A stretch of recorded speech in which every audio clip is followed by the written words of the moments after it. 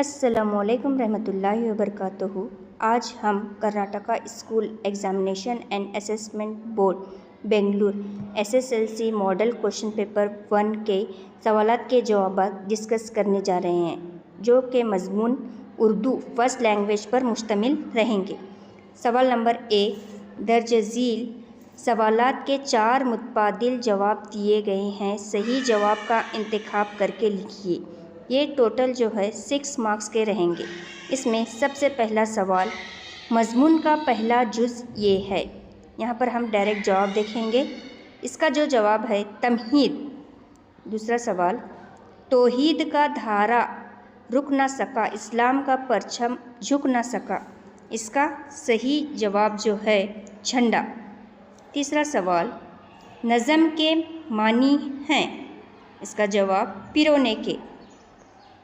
चौथा सवाल, गैर अफसानवी अंदाज में लिखी जाने वाली तहरीर कहलाती है, और इसका सही जवाब है मजमून। पांचवा सवाल, गज़ल का सबसे अच्छा शेर कहलाता है। इसका सही जवाब बैतुल गज़ल। आखिरी सवाल MCQ में, सनत तज़्ज़ात का एक और नाम है। इसका सही जवाब है सनत तबा। यहाँ पर दूसरी सरगर्मी, पहले 2 लफ्ज़ों की मुनासिबत से तीसरे लफ्ज़ का जोड़ लिखिए। ये आपको एग्ज़ाम में 4 मार्क्स के लिए पूछा जाएगा। इसमें अल्फाज मानी पूछे जा सकते हैं, साबिक़े या लाहिक़े पूछे जा सकते हैं, ज़ुमानी अल्फाज या फिर क्या है वाहिद और जमा मुतज़ाद अल्फाज, ये सब इस जोड़ी में पूछे जा सकते हैं। तो यहाँ पर जो है 7वां सवाल है, हिदायत करने वाला हादी। इसी तरीके से आगे की जोड़ी है इताअत करने वाला। इसका जवाब रहेगा फरमा बरदार। इसी तरीके से 8वां क्वेश्चन है, जाहिद यानी परहेजगार। शौक आगे डैश है, इसका जवाब आपको शरीर लिखना होगा। 9वां क्वेश्चन, मशरूब ये मुज़क्कर कहलाता है। इसी तरीके से आगे की जोड़ी काश्त, ये मुअन्नस होगी। अगर पहली जोड़ी मुज़क्कर है तो आगे की जोड़ी मुअन्नस होगी। अगर इसी तरीके से यहाँ पर पहला मुअन्नस रहा तो उसकी दूसरी जोड़ी मुज़क्कर रहेगी। आखिरी सवाल इसका 10वां क्वेश्चन, खुशबूदार ये लाहिका है, बेमुसर्रफ ये साबिका होगा। जवाब क्या होगा इसका? साबिका। इसी तरीके से तीसरी जो सरगर्मी है, दर्ज झील सवालात के जवाब एक जुमले में लिखिए। ये 7 सवालात आपको पूछे जाएंगे। तो इसमें सबसे पहला सवाल 11 नंबर पर जो है वो है, बच्चों को अम्मा से बदला लेना होता तो वो क्या करते। इसका जवाब, बच्चों को अम्मा से बदला लेना होता वो कभी इनकी लाठी छुपा देते, कभी उनकी गठरी या पोटली खोल देते और कभी घी का हलवा चुरा लिया करते थे। दूसरा सवाल यानी सवाल नंबर 12, पंडित जवाहरलाल नेहरू को किस ज़बान से दिली लगाव था। इसका जवाब, पंडित जवाहरलाल नेहरू को उर्दू ज़बान से दिली लगाव था। थर्ड यानी 13 क्वेश्चन, हर फर्द और हर कौम का पैदाइशी हक क्या है। जवाब, हर फर्द और हर कौम का पैदाइशी हक आज़ाद रहना है। सवाल नंबर 14, पितरस बुखारी का पूरा नाम क्या है। जवाब, पितरस बुखारी का पूरा नाम सैयद अहमद शाह बुखारी है। सवाल नंबर 15, ताकत वालों ने कमज़ोरों के साथ क्या सलूक किया। जवाब, ताकत वालों ने कमज़ोरों को पामाल और बर्बाद किया। सवाल नंबर 16, सब्र की हिदायत क्यों दी गई है। इसका जवाब है, अल्लाह ताला सब्र करने वालों को पसंद फरमाता है, इसीलिए सब्र की हिदायत दी गई है। सवाल नंबर 17, मच्छर बल्दिया वालों को क्या तंबीह करता है। तंबीह यानी ताकीद। मच्छर क्या है, म्युनिसिपैलिटी वालों को क्या तंबीह या ताकीद करते हुए नज़र आ रहा है। तो इसका जवाब लिखेंगे, मच्छर बल्दिया वालों को ये तंबीह करता है कि तू मुझे मार कर तो देख, बेशुमार मच्छर तुम पर हमला करेंगे। तो इस तरीके से यहाँ पर एक जुमले के सवालात के जवाब ख़त्म होते हैं। चौथी सरगर्मी जो है, दर्ज झील सवालात के जवाब 2 या 3 जुमलों में लिखिए, और ये जो है 2 मार्क्स के रहेंगे। 10 सवालात आपको पूछे जाएंगे। तो यहाँ पर 18 सवाल यानी 18 नंबर सवाल का क्या है, अयाम जाहिलियत के रस्म व रिवाज के ताल्लुक़ से हुज़ूर सल्लल्लाहु अलैहि वसल्लम ने क्या इरशाद फरमाया। जवाब, जाहिलियत के सारे बेहुदा मरासिम मिटा दिए गए। आप सल्लल्लाहु अलैहि वसल्लम ने फरमाया कि हाँ, जाहिलियत के सारे दस्तूर और रस्म व रिवाज मेरे दोनों पाँव के नीचे हैं। नेक्स्ट पॉइंट, जाहिलियत के सारे खून के बदले ख़त्म कर दिए गए हैं और जाहिलियत के सूद मिटाता हूँ। तो ये क्या है, आप पॉइंट्स में भी लिख सकते हैं या पैराग्राफ की शक्ल में भी लिख सकते हैं। सवाल नंबर 19, नेहरू ने इंदिरा की फरमाइश का क्या जवाब दिया? यानी नेहरू अपने क्या है बेटी इंदिरा गांधी जो क्या है उन्हें खत लिखते हैं, उसका जवाब उन्होंने क्या देते हैं, आपको ये लिखना होगा। पॉइंट्स में लिखें या पैराग्राफ की शक्ल में लिखें। तो यहाँ पर देखें जवाब, नेहरू ने इंदिरा की फरमाइश का ये जवाब दिया कि तुमने हर खत में मुझे उर्दू का शेर लिखने को कहा था, लेकिन मैंने इस पर अमल नहीं किया कि उर्दू या हिंदी के खुतूत सेंसर वाले लोग रोक लेते हैं और वो इनमें कुछ खुफिया मानी पढ़ने की कोशिश करते हैं। सवाल नंबर 20, पंडित जवाहरलाल नेहरू ने जोश और कुंवर महेंद्र सिंह को त्रिमूर्ति हाउस आने की दावत क्यों दी? इसका जवाब, पंडित नेहरू ने जोश और महेंद्र सिंह को त्रिमूर्ति हाउस आने की दावत इसलिए दी कि वो नेहरू ख़ानदान के बाज़ अरकान और अजीज़ व अकारिब के सामने अपनी नज़म मातम आज़ादी सुनाए। इसका दूसरा पॉइंट होगा, क्योंकि जो असहाब लाल किले के मुशायरे में मौजूद नहीं थे वो नज़म सुनने के आर्ज़ूमंद थे यानी ख्वाहिशमंद थे। सवाल नंबर 21, भरत नारायण जी की रूह क्यों मुस्कुरा रही थी? भरत नारायण जी जो क्या है स्कूल प्रिंसिपल थे, उनकी रूह क्यों मुस्कुरा रही थी? इस तरीके से सवाल यहाँ पर पूछा गया है। तो इसका जवाब होगा, भरत नारायण की रूह अपनी आँखों की कामयाबी पर मुस्कुरा रही थी। विद्याचरण जी की आँखें जो दान की हुई थी, अब वो क्या है सबको एक साथ देख रही थी। अब वो भारतवासियों को एक नज़र से देखने लगे थे।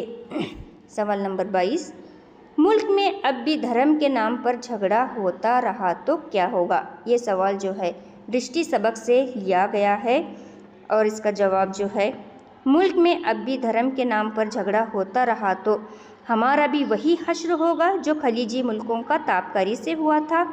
हमारी माशी जड़ें जो पहले से हिल गई हैं उखड़ भी सकती हैं। सवाल नंबर 23, हुजूर का नाम आते ही शायर क्या महसूस करता है? जवाब, हुजूर सल्लल्लाहु अलैहि वसल्लम का नाम शायर के लिए कीमती असासा है। ये नाम कारआमद है, कुदरत की हर चीज़ से बेहतर है। आप सल्लल्लाहु अलैहि वसल्लम की मोहब्बत और दिल बस्तगी की वजह से शायर के जज्बाती कैफियत का ये हाल है कि कभी होठों पर तबस्सुम आता है और कभी आँखों में आंसू भी आ जाते हैं।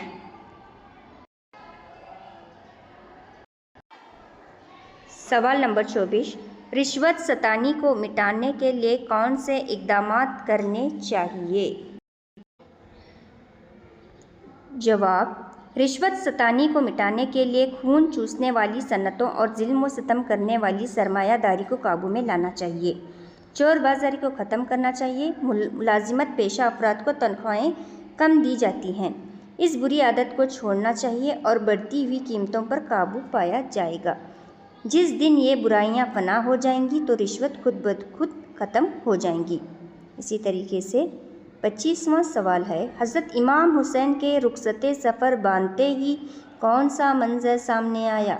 जवाब, हज़रत इमाम हुसैन के रुखसते सफ़र बांधते ही शोर मच गया कि शाह इमाम जंग के लिए निकले हैं। तमाम अहले बैत रो रहे थे। तमाम हज़रत इमाम हुसैन के कदमों से आपकी जोज़ा यानी बानुए नेक नाम लिपटी हुई थी। सकीना अपने सर के बाल बिखराए हुए हज़रत इमाम हुसैन को रोकने के लिए इनके पटके में हाथ डाले हुए थीं। 26 सवाल है, नज़म सरहदों का जाल में शायर सुलेमान कुमार क्या कहना चाहते हैं? ये जो हैं जवाबात जो 2 या 3 जुमले में पूछे जाते हैं, आप अपने तौर पर भी सही अल्फाज लिखकर क्या है जवाब लिख सकते हैं या फिर जैसा आपको लिखाया गया है पढ़ाया गया है वो उस अंदाज से भी क्या है आप जवाबात लिख सकते हैं। तो यहाँ पर इसका जवाब जो है, सरहदों का जाल नज़म में शायर कहना चाहता है कि जब अल्लाह ताला ने दुनिया बनाई उस वक्त इंसान को आज़ादी थी कि वो कहीं भी अपना मिस्किन बना ले। इंसान ने मुल्क की सरहदें बनाकर अपनी आज़ादी ख़त्म कर ली है और अपने ही बनाए हुए जाल में खुद फंसकर रह गया है। सवाल नंबर 27 यानी इस 2 या 3 जुमलों का आखिरी सवाल, जो है बैकल इत्साही, ये रुबाइयात से क्या है सवाल लिया गया है। तो यहाँ पर बैकल इत्साही अपनी रुबाई में गैरों पर एहसान की तमहीद करना क्यों दुरुस्त नहीं कहा है।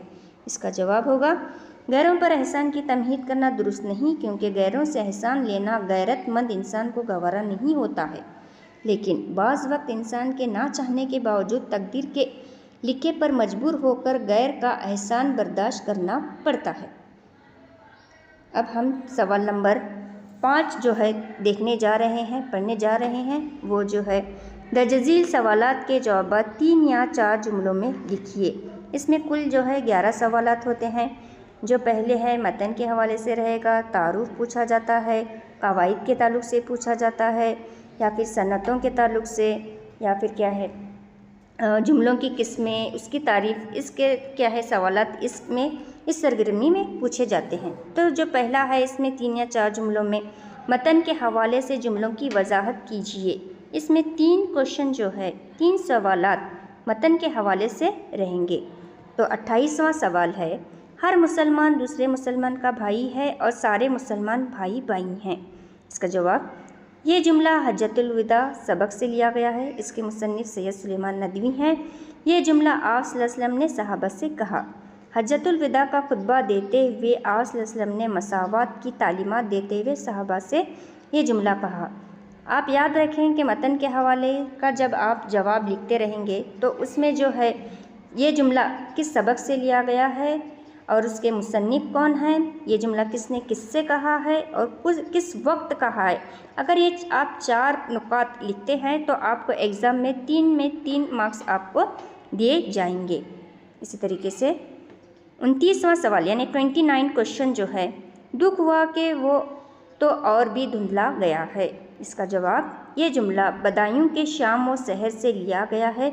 इसकी मुसन्निफ़ा अदा जाफरी हैं। मुसन्निफ़ा को जब मालूम हुआ कि दस्तूर साज ज़माने के खिलाफ बदायूं शहर वक्त के साथ बढ़ने और फलने निखरने की बजाय अपने ही हुदूद में सिमट कर रह गया है।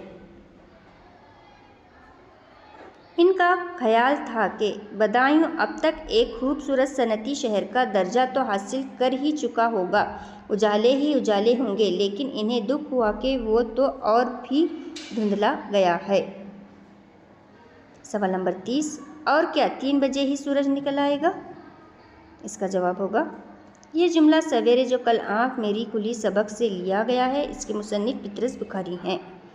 ये जुमला मुसन्निफ ने अपने पड़ोसी लाला कृपा शंकर जी से कहा। मुसन्निफ के पड़ोसी लाला कृपा शंकर जी ने मुसन्निफ को सुबह 3 बजे जगाया तो मुसन्निफ ने कहा कि आज ये क्या बात है, कुछ अंधेरा सा है। तो लाला जी ने ये जुमला कहा। नेक्स्ट इसमें 2 या 3 जुमलों में दर्जज़ील नसर निगारों का तारुफ, इसमें जो है पूछा गया सवाल किस नसर निगार का क्या है तारुफ पूछा गया है, वो है 31 नंबर पर मौलाना अबुल कलाम आज़ाद। आप जो है इस तारुफ को लिखते वक्त ये ध्यान रखेंगे कि इनका नाम लिखेंगे, आप इनका पूरा नाम या असल नाम जो है पूरा लिखेंगे। अगर हयात विलादत यानी ईस्वी यहाँ पर लिखेंगे या शहर दिया गया है तो ईस्वी के साथ शहर भी लिखेंगे। इसके बाद में वफ़ात इनकी लिखेंगे, इनकी काबिलियत, इनके खिदमात, इनके एवॉर्ड। मौलाना आज़ाद का तारुफ, नाम मौलाना अबुल कलाम आज़ाद, असल नाम मुहियुद्दीन, हयात यानी विलादत 11 नवंबर 1888 ईस्वी मक्का मुकर्रमा में हुई, वफ़ात 22 फरवरी 1958 ईस्वी को हुई।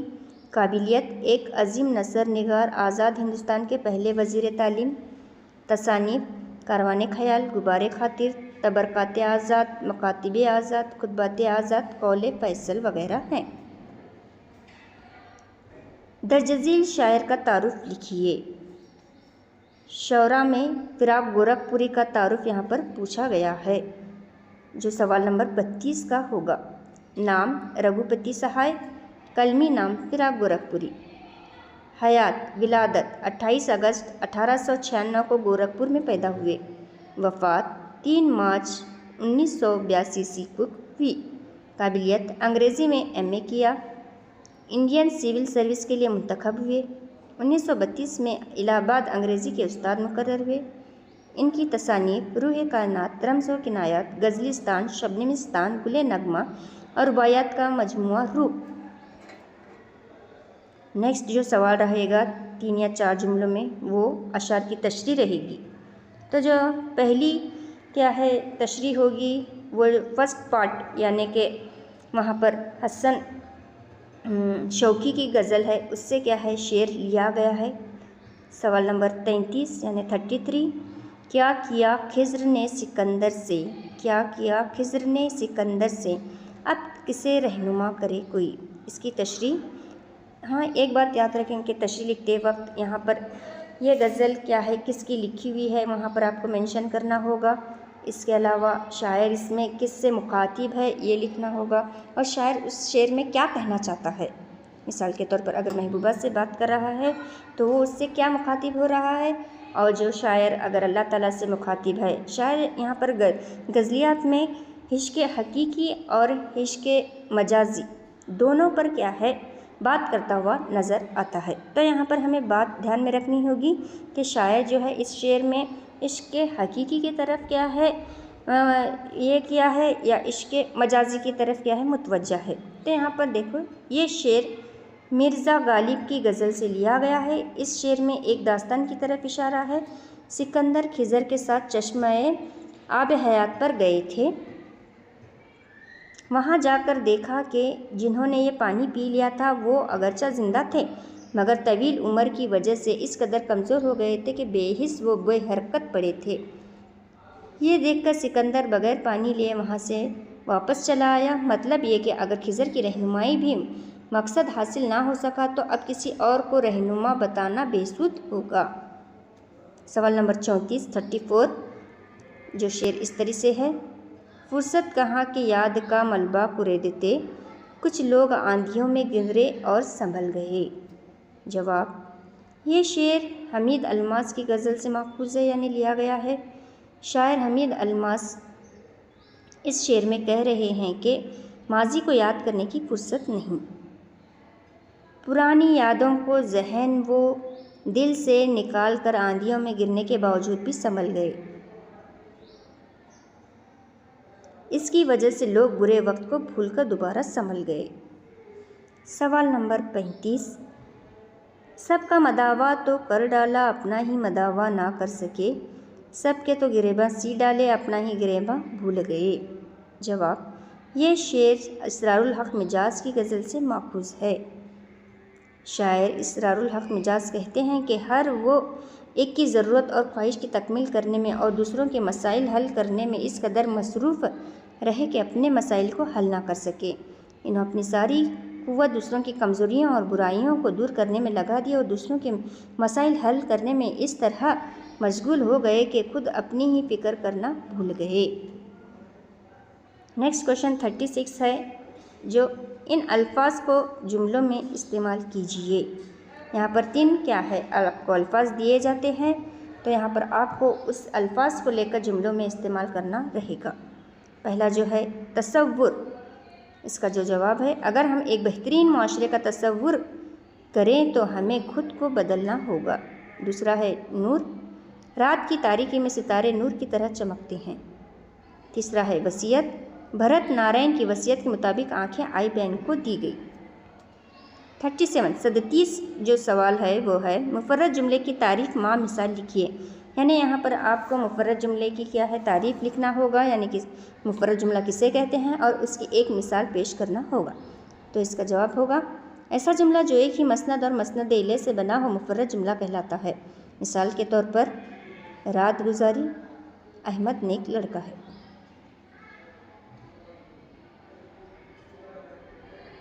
सवाल नंबर 38 यानी 38, सनत तकरार की तारीफ़ माँ मिसाल लिखिए। माँ मिसाल यानी आप यहाँ पर मिसाल के साथ लिखिए 1 या 2।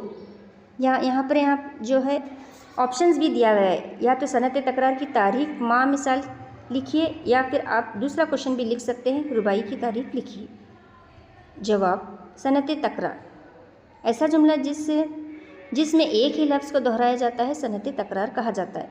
मिसाल के तौर पर असगर से मिले लेकिन असगर को नहीं देखा, अशार में सुनते हैं कुछ कुछ वो नुमायाँ हैं।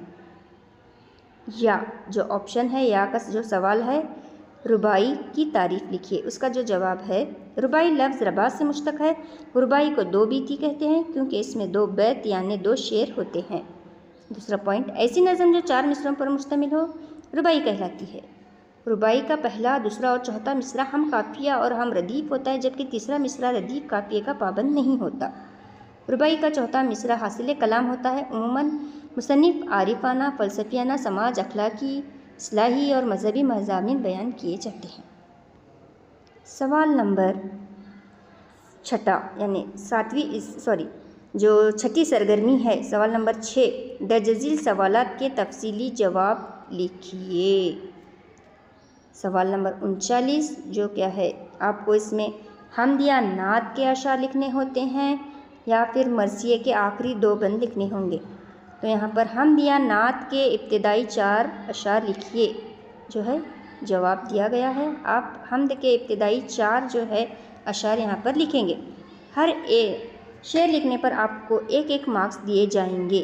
तो जो छठी सरगर्मी है उसमें कुल 5 सवालात पूछे जाते हैं जो कि 4 मार्क्स के रहेंगे। इसी तरीके से यहाँ पर आपको 5 जवाबात लिखने पर 20 मार्क्स हासिल होंगे। हमद, सदाए कुन से अबद तक शबाब तेरा है, अयां भी तू है पिन्हा हिजाब तेरा है, किसी भी दर्द से उजालों की भीख क्या मांगे, अंधेरी शब भी तेरी आफताब तेरा है, सनम तेरे हैं खुदा नाशनास भी तेरे, नमाज इश्क का हर एक निसाब तेरा है, रज़ा तेरी है गफूरुर रहीम भी तू है, गज़ब व कहर भी तेरा सवाब तेरा है। या आप नात के भी इसी तरीके से 4 अशार लिख सकते हैं। 40वां जो सवाल है, किसी एक नज़म का खुलासा लिखिए। आमद बहार और रिश्वत। आमद बहार, आमद बहार में शायर क्या कहना चाहता है, किसके ताल्लुक़ से कहना चाहता है, यहाँ पर आपको क्या है तफसील से इसके ताल्लुक़ से लिखना होगा। आप या तो पॉइंट्स की शक्ल में भी खुलासा लिख सकते हैं या पैराग्राफ की शक्ल में भी खुलासा लिख सकते हैं। नज़म आमद बहार शौक़ अदवाई की लिखी हुई है।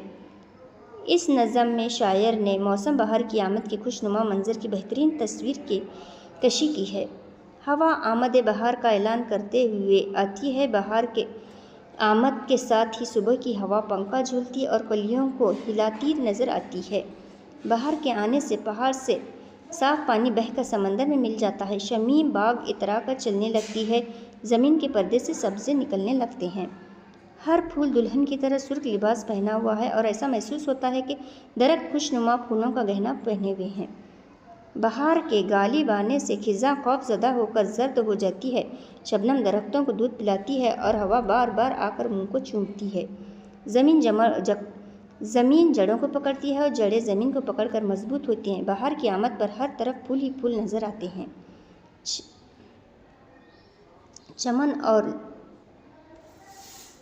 चमन और जंगल में फूलों के अंबार लगे हैं।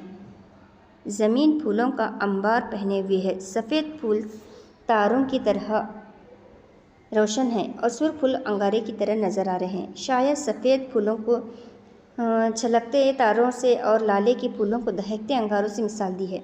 बहार पर कई रंग की चिड़ियाँ नज़र आती हैं जिनकी शक्लें बहुत खुशनुमा और इनकी अदाएँ दिलरुबा हैं। इनकी आवाज़ें सुनकर ऐसा लगता है जैसे वो कोई ना कोई गा रही हैं। आखिरी पॉइंट जो है, आमद बहार पर हवा चलती है तो चिड़ियाँ खुश होती हैं और हर तरफ इतराती हुई नाचती फिरती हैं। या जो दूसरा जो यहाँ पर ऑप्शन दिया गया है रिश्वत, या इस पर भी क्या है आप खुलासा लिख सकते हैं, लेकिन आपको एक ही लिखना होगा। तो आपको जो बेहतर, आप जो मुनासिब समझते हैं आप वो लिख सकते हैं। सवाल नंबर 41 यानी 41, अमीर खुसरो की शायराना और फनकाराना सलाहियतों के बारे में आप क्या जानते हैं? इसका जवाब है, अमीर खुसरो कम उम्र ही से शेर व शायरी की जानिब राग़िब हुए। शेर बड़े अच्छे तरन्नुम से पढ़ते थे। ख्वाजा अज़्ज़ुद्दीन ने आपकी फिल बदिया शायरी सुनकर सुल्तानी तखल्लुस इख्तियार करने का मशवरा दिया। अलाउद्दीन खिलजी के ज़माने में शायरी की तरक्की हुई। आप बादशाहों की मदाह में कसीदे लिखे। अलाउद्दीन खिलजी के बेटे मुबारक शाह खिलजी की फरमाइश पर एक मसनवी नह सिपर लिखी। अमीर खुसरो के नज़दीक शायरी महज एक शौक़ नहीं, हिकमत की बातों का ज़रिया थी। इन्होंने मसनवियों, लैला मजनू, शीरी फरहाद और आयने सिकंदरी में अपने तीनों बेटों को खूब नसीहत की। मसनवी हिश्त बहिश्त में अपनी बेटी को बाइफ़्फ़त और पाक दामन रहने की ताकीद की है। मौसीकी की दुनिया में अमीर खुसरो ने नत नई ईजादें की, यानी नए नए क्या है यहाँ पर सुर ईजाद किए। हिंदुस्तानी और ईरानी मौसीकी के इम्तिजाज यानी मिलावट से नए सुर के ईजाद किए। कव्वाली के मौजूदा तर्ज इन्हीं की ईजाद है। आला मौसीकी सितार की ईजाद का सेहरा इन्हीं के सर है, यानी जो सितार ईजाद करने वाले मौसीकीकार हैं वो अमीर खुसरो ही हैं, इन्हीं के सर जो है ये सेहरा है। मौसीकी के मुकाबले में इन्होंने अपने हम असर मशहूर मौसीकार गोपाल को शिकस्त देकर नायक का मर्तबा हासिल किया। ये मनसब मौसीकी के फ़न में माहिर उस्ताद ही को दिया जाता है। अमीर खुसरो फ़ारसी या और हिंदी आमेज़िश अशार, पहेलियों, मौमा और चुटकुलों से सबको महजूज़ करते थे, यानी खुश किया करते थे। सवाल नंबर 42, ज़ाफ़रान की काश्त कैसे की जाती है, या इसमें एक ऑप्शन दिया गया है। लाला कृपा शंकर जी मुसन्निफ़ को जगाने का हाल अपने अल्फाज में लिखिए। आप दोनों में क्या है एक सुनकर जवाब लिख सकते हैं। जो पहला है ज़ाफ़रान की काश्त कैसे की जाती है, उसका जवाब देखेंगे। ज़ाफ़रान की काश्त के लिए मुतदल आब व हवा और हवा रास आती है। फूल खिलने के मौसम में हल्की धूप और रातों में हल्की नमी ज़रूरी है। इसकी बेहतरीन पैदावार के लिए 30 से 40 सेंटीमीटर बारिश दरकार होती है। मौसम बहार की बारिश घंटियों की अफजाइश और पौधे की अच्छी नशोनुमा के लिए मददगार होती है। अक्टूबर दिसंबर की बारिश से फूलों की मिकदार में इजाफा होता है। ये पौधा अफ़ज़ा की ठंडक को बआसानी बर्दाश्त कर लेता है। अलबत्ता बर्फ़बारी या ओलाबारी से फसल को नुकसान होता है। ज़ाफ़रान का पौधा घंटियों से उगता है।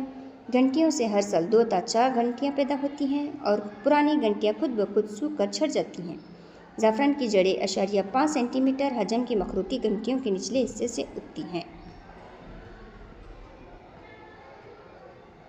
आप अपने तौर पर यहाँ पर इसके और भी क्या है पॉइंट्स लिख सकते हैं, जैसे कि इन घंटियों को एक बार ज़मीन में बोने के बाद कम से कम 8 साल और ज़्यादा से ज़्यादा 15 साल की मुद्दत तक ये फसल को हासिल कर सकते हैं। इस खूबी की वजह से ये दायमी पौधा कहलाता है। फूल खिलने के मौसम में हल्की धूप और रातों में नमी ज़रूरी है। मौसम बहार की बारिश घंटियों और पौधों की नशोनुमा के लिए मददगार साबित होती है। इसके अलावा जो क्या है दूसरा सवाल पूछा गया था इसके ताल्लुक़ से, उसका जवाब, एक दिन मुसन्निफ़ अपने पड़ोसी लाला कृपा शंकर जी ब्रह्मचारी से बरसबील तस्करा कर बैठे कि लाला जी इम्तिहान के दिन करीब आए जाते हैं, आप सहर खेज़ हैं, ज़रा हमें भी सुबह जगा दिया कीजिए। दूसरे दिन उठते ही इन्होंने ईश्वर का नाम लेकर मुसन्निफ़ के दरवाजे पर मुक्काबाजी शुरू कर दी। कुछ देर तक तो मुसन्निफ़ समझे कि आलम ख्वाब है, अभी से क्या फ़िक्र करें, जागेंगे तो ला हौला वला कुव्वत पढ़ेंगे। लेकिन ये गोलाबारी लम्हा ब लम्हा तेज़ होती गई और साहब जब कमरे के 24 दरवाजे लरजने लगे, सुराही पर रखा गिलास जल तरंग की तरह बजने लगा, दीवार पर लटका हुआ कैलेंडर पेंडुलम की तरह हिलने लग गया, तो बेदारी का कायल होना ही पड़ा। मगर अब दरवाज़ा है कि बराबर लगातार खटखटाया जा रहा है। मुसन्निफ़ कहते हैं कि मैं क्या, मेरे आबा व अजदाद की रूहें और मेरी किस्मत ख्वाबिदा तक क्या है जाग उठ गई होंगी।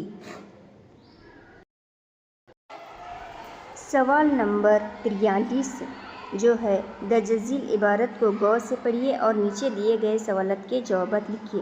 यहाँ पर इस सवाल में यानी इबारत में जो कि 4 मार्क्स को आपको पूछी जाती है, वो कोई भी क्या है आपको इबारत दी जाएगी। आपको क्या है इस इबारत के 2 पैराग्राफ को अच्छी तरीके से पढ़ना होगा और इसके दिए गए हुए सवालत के जवाब भी लिखना होगा। तो यहाँ पर देखेंगे कि क्या इबारत दी गई है। सर्वपल्ली राधाकृष्णन 5 सितंबर 1888 ईस्वी को तमिलनाडु रियासत के एक छोटे गांव तिरुवंत में पैदा हुए। इनका ताल्लुक़ एक गरीब ब्राह्मण ख़ानदान से था। सर्वपल्ली इनके आबाई वतन का नाम था। वो बचपन से बहुत ज़हीन वाक़िया हुए हैं।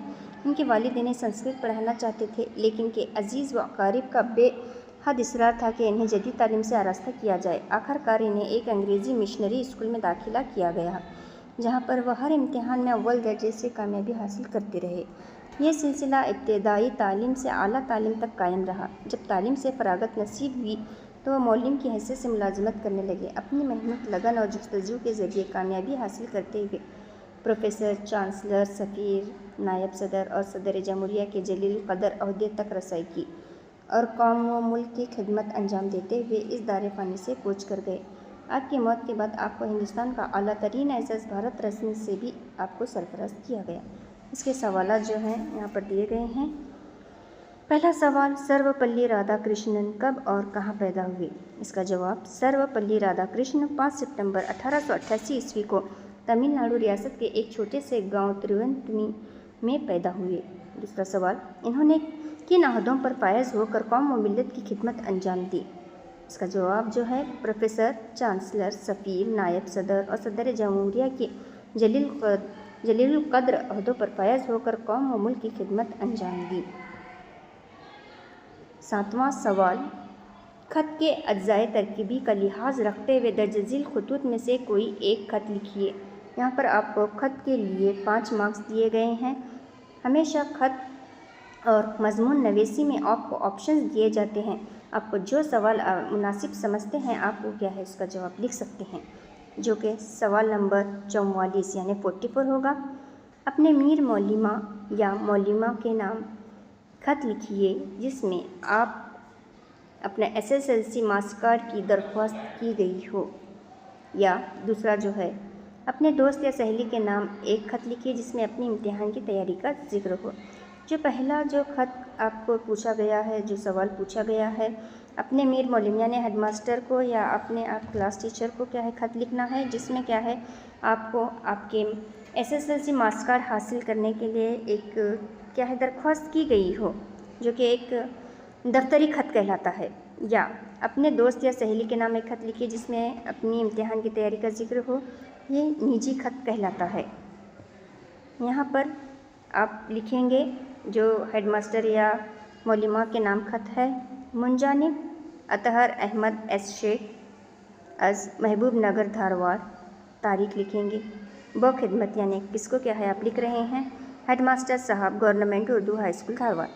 मौजू यानी क्या है आपका मौजू, खत लिखना, किस बारे में आप खत लिख रहे हैं, दरख्वास्त बराए SSLC मार्क्स कार्ड। बाद अर्ज़ गुजारिश है कि मैं आपके स्कूल का तालिब इल्म हूँ। मैं 2026 अप्रैल को 10वीं जमात में अच्छे नंबर से कामयाबी हासिल की है। मेरा रजिस्टर नंबर, जो आपका जो रजिस्टर नंबर है वो लिखना होगा। मुझे आगे की तालीम जारी रखने के लिए SSLC मार्क्स कार्ड की ज़रूरत है। बराए करम मुझे मेरा मार्क्स कार्ड दें तो ऐन नवाजिश होगी। उम्मीद करता हूँ कि आप मेरी दरख्वास्त को कबूल फरमा कर मुझे शुक्रिया का मौका इनायत फरमाएंगे। फ़क्त आपका शागिर्द अतहर अहमद एस शेख, आपका रजिस्टर नंबर। या फिर आपका और एक जो खत है उस ताल्लुक़ से लिखेंगे, मुंजानिब यानी आप क्या है अपना एड्रेस लिखेंगे, मोहम्मद साकिब जुनेदी अज़ उपन बेटगेरी हावेरी। तारीख लिखेंगे यानी इम्तिहान आप जिस दिन दे रहे हैं उस दिन की तारीख लिखें, किसको लिखना है वो लिखेंगे। ब खिदमत, यहाँ पर आपको दोस्त या सहेली के नाम लिखना है। प्यारे दोस्त आकिब, अस्सलाम वालेकुम। अल्हम्दुलिल्लाह मैं यहाँ पर खैरियत से हूँ। उम्मीद करता हूँ कि आप भी खैरियत से होंगे।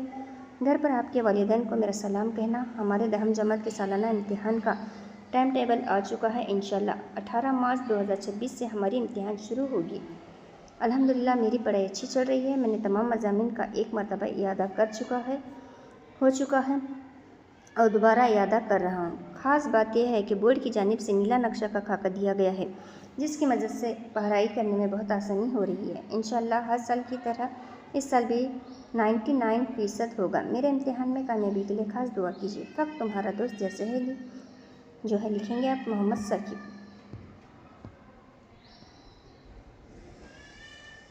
आखिरी सवाल जो सवाल नंबर 8 है, किसी एक उन्वान पर मज़मून लिखिए। ये भी आपको 5 मार्क्स के लिए पूछा जाएगा, जो कि 2 मज़मून यहाँ पर दिए गए हैं। एक मज़मून का इंतखाब करके आप अपने इज़हार ख़याल को लिख सकते हैं। पहला जो है माहौल की आलूगी और उसके जो है चॉइसिंग सवाल जो है इंटरनेट के फ़ायदे और नुकसानात। तो यहाँ पर हम माहौल की आलूगी के ताल्लुक़ से देखेंगे। अल्लाह ताला ने इंसान को एक खूबसूरत, साफ़ और मुतवाज़न माहौल अता फरमाया है। नीला आसमान, साफ़ पानी, ताज़ा हवा, हरे भरे दरख्त और परिंदों की चहचहाहट कुदरत की नियामतें हैं। मगर अफसोस कि इंसान ने तरक्की की दौड़ में इन नियामतों को नुकसान पहुंचाया है, जिसके नतीजे में माहौल आलूदा होता जा रहा है। माहौल की आलूदगी से मुराद वो तब्दीली है जो हमारे इर्द गिर्द की कुदरती निज़ाम, हवा, पानी, ज़मीन, आवाज़ में इस कदर खराबी पैदा कर दे कि वो इंसानी ज़िंदगी और जानवरों के लिए नुकसानदा हो जाए। ये एक आलमी मसला है जो दिन ब दिन संगीन होता जा रहा है। माहौल की आलूगी के अक़साम: फ़िज़ाई आलूगी गाड़ियों, फैक्ट्रियों को प्लास्टिक जलाने और धुएँ के अखराज से पैदा होती है। आबी आलूगी फैक्ट्रियों का गंदा पानी, घरेलू फुजला केमिकल और प्लास्टिक दरियाओं, झीलों और समंदरों को आलूदा करते हैं। ज़मीनी आलूदगी प्लास्टिक कचरा, कीमियाई खाद और कीड़े मार दवाओं के बेजा या बेहद इस्तेमाल से ज़मीन की ज़रख़्ज़ी कम हो रही है। शोर की आलूदगी गाड़ियों के हॉर्न, मशीनों की आवाज़, लाउड स्पीकर वगैरह की वजह से इंसान ज़हनी दबाव और समात की बीमारियों का शिकार हो रहा है। आलूदगी के असबाब यानी वजह क्या हैं? इसके बुनियादी असबाब में सनअती तरक्की के बाइस फैक्ट्रियों की तादाद में बेपनाह इजाफा, गाड़ियों की बढ़ती हुई तादाद से खारिज होने वाली जहरीली गैसेस, जंगलात के बेतहाशाई प्लास्टिक के बेजा इस्तेमाल, गैर जिम्मेदाराना तर्ज ज़िंदगी और नाकिस इंतज़ाम शामिल हैं। इन अवामिल ने माहौल को शदीद नुकसान पहुँचाया है। इसके माहौल पर क्या असरात होते हैं, यानी माहौल की आलूदगी के असरात। इसके नतीजे में इंसानी सेहत पर मनफी असरात मुरतब हो रहे हैं, जैसे कि दमा, कैंसर, सांस की बीमारियाँ और दीगर संगीन अमराज हैं। इसके अलावा पीने के साफ़ पानी की शिद्दत, किल्लत, मौसमी तग़य्युरात, ग्लोबल वार्मिंग का बढ़ना, हवा और कुदरती आफात जैसे सैलाब, खुश्क साली और तूफ़ानों में इजाफे में इसी आलूदगी का नतीजा। जंगली हयात और हयातियाती निज़ाम भी इससे बुरी तरह मुतासिर हो रहे हैं, जिससे नबातात व हैवानात की कई अनवा मअदूम होने के ख़तरे से दोचार हैं। माहौल की हिफाजत के लिए फ़ौरी ठोस इक़दामात नागुरेज़ हैं। माहौल की हिफाजत के लिए इक़दामात इस सिलसिले में दरख्तों के इक़दामात यानी आप क्या है अपने तौर पर क्या यहाँ पर तजावीज़ पेश कर सकते हैं। इस सिलसिले में दरख्तों की शजरकारी पर फ़रोग़ देना और जंगलात की काई पर मुकम्मल पाबंदी लगाना और अव्वलीन तरजीह होनी चाहिए। गाड़ियों के इस्तेमाल में कमी लाकर और पब्लिक ट्रांसपोर्ट या साइकिल के इस्तेमाल को फ़रोग़ देकर हवा की आलूदगी को कम किया जा सकता है। प्लास्टिक के थैलों की बजाय कपड़े या कागज़ के थैलियों का इस्तेमाल, कचरे को मुनासिब तरीके से कूड़ेदान में डालना और रीसाइक्लिंग के अमल को अपना ही माहौलियाती तहफ़्फ़ुज़ में अहम किरदार अदा कर सकता है।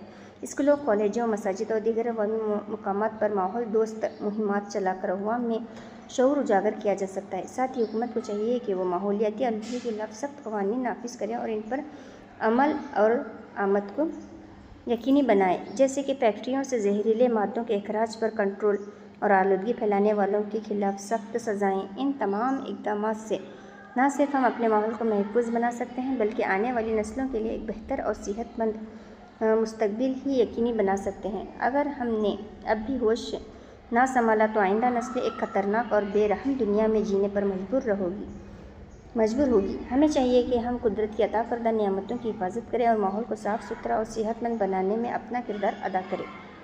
या दूसरा जो मज़मून है यहाँ पर हमारा इंटरनेट और उसके फ़ायदे और नुकसानात, जो कि मैं पढ़ने जा रही हूँ। आज का ज़माना साइंसी दौर का है और इस तरक्की के सबब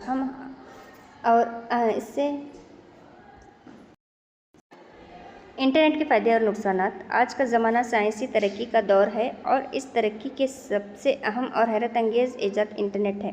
इंटरनेट ने पूरी दुनिया को एक आलमी गांव में तब्दील कर दिया है। तालीम, तिजारत, तफरीह, तलब, मवासिलात और तहकीक, हर शोबे में इंटरनेट एक बुनियादी ज़रूरत बन चुका है। इंटरनेट एक आलमी नेटवर्क है जो करोड़ों कंप्यूटर्स और स्मार्ट डिवाइस को आपस में जोड़ता है। इसके ज़रिए दुनिया के किसी भी कोने में मौजूद शख्स से राबिता कायम किया जा सकता है, मालूमात हासिल की जा सकती हैं और मुख्तलिफ़ खिदमात तक सर्विस तक इस रसाई मुमकिन है। ये इल्म, मालूमात और राबिते का एक बेमिसाल ज़रिया है। आपको यहाँ पर यही क्या है मज़मून लिखना ज़रूरी नहीं है। आप अपनी जानकारी और मालूमात को इकट्ठा करते हुए इस क्या है मज़मून को लिख सकते हैं, जो कि आसान होगा। अपने आप आसान जुमलों में भी इस मज़मून को लिख सकते हैं।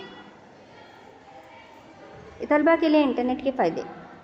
इंटरनेट ने तलबा के लिए इल्म का ख़जाना खोल दिया है। आज तलबा मुख्तलिफ़ तालीम websites, YouTube, lectures, online courses और